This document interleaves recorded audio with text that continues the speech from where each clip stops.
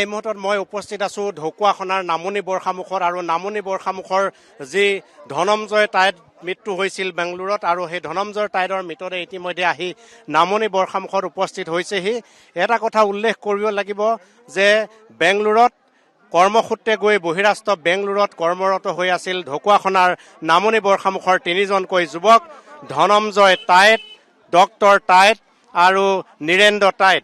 আৰু সেই তিনিজনকৈ যুৱকৰ মৃতদেহ ইতিমধ্যে বেংগলোৰৰ পৰা অসমলৈ অনাৰ ব্যৱস্থা কৰা হৈছে আৰু প্ৰথমখন ফ্লাইটত দুজন যুৱকৰ মৃতদেহ ইতিমধ্যে আহি পাইছে অসম আৰু ডিব্ৰুগড়ৰ পৰা এজন যুৱকৰ ধনঞ্জয় টাইডৰ ইতিমধ্যে নশ্বৰ দেহ আহি ইতিমধ্যে তেওঁৰ বাসগৃহত উপস্থিত হৈছেহি আৰু দেখিবলৈ পোৱা গৈছে যে এক লোকাৰণ্য পৰিৱেশ আৰু এক শোকাকুল পৰিৱেশে বিৰাজ কৰিছে নামনি বৰ্ষামুখত। আৰু এই মুহূৰ্তত আমি দেখুৱাই আছোঁ নিউজ লাইভৰ দৰ্শকসকলক পোনপটীয়াকৈ সমগ্ৰ পৰিৱেশ দেখিবলৈ পাইছে যে বহিৰাজ্য বেংগলোৰত কৰ্মৰত অৱস্থাত এটা আবদ্ধ ৰুমৰ ভিতৰত ৰহস্যজনকভাৱে মৃত্যুক আঁকোৱালি লৈছিলে ঢকুৱাখনাৰ তিনিজন যুৱকৰ লগতে নাওবৈচাৰ এজন যুৱকে। আৰু সেই চাৰিজন যুৱকৰ মৃতদেহ ইতিমধ্যে অসম চৰকাৰৰ মাননীয় মুখ্যমন্ত্ৰী হিমন্ত বিশ্ব শৰ্মাৰ প্ৰত্যক্ষ ব্যৱস্থাপনাত ইতিমধ্যে অসমলৈ প্ৰেৰণ কৰা হৈছে ফ্লাইট যোগে আৰু তাৰে প্ৰথমজন যুৱকৰ ইতিমধ্যে মৃতদেহ আহি পাইছে এই মুহূৰ্তত।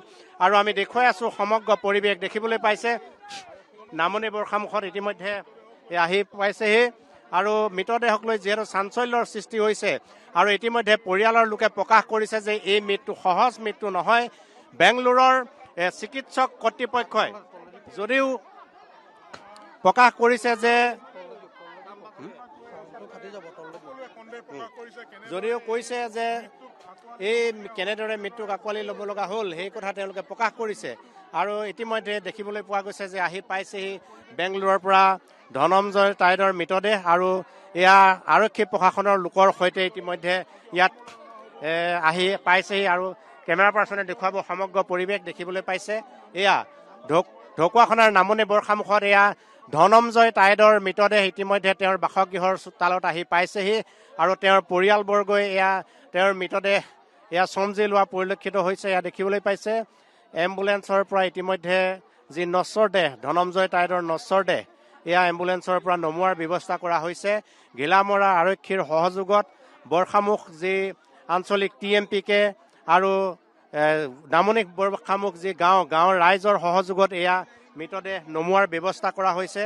আৰু এই মুহূৰ্তত আমি দেখুৱাই আছোঁ সমগ্ৰ পৰিৱেশ নিউজ লাইভৰ স্ক্ৰীণত আপোনালোকে দেখিবলৈ পাইছে যে এয়া মৃতদেহ নমোৱাৰ ব্যৱস্থা কৰা হৈছে আৰু পোনপটীয়াকৈ আমি দেখুৱাই আছোঁ সমগ্ৰ পৰিৱেশ এক শোকাকুল পৰিৱেশে বিৰাজ কৰিছে। আৰু বেংগলোৰৰ পৰা যিটো মৃতদেহৰ চাৰিজনকৈ যুৱকৰ মৃত্যুৰ যি খবৰ প্ৰচাৰ কৰা হৈছিল আৰু তেওঁলোকৰ মৃত্যুৰ সন্দৰ্ভত যি মেডিকেল ৰিপৰ্টৰ তথ্য প্ৰকাশ কৰা হৈছিল সেই তথ্যক লৈ এক শোকাকুল পৰিৱেশে বিৰাজ কৰিছে।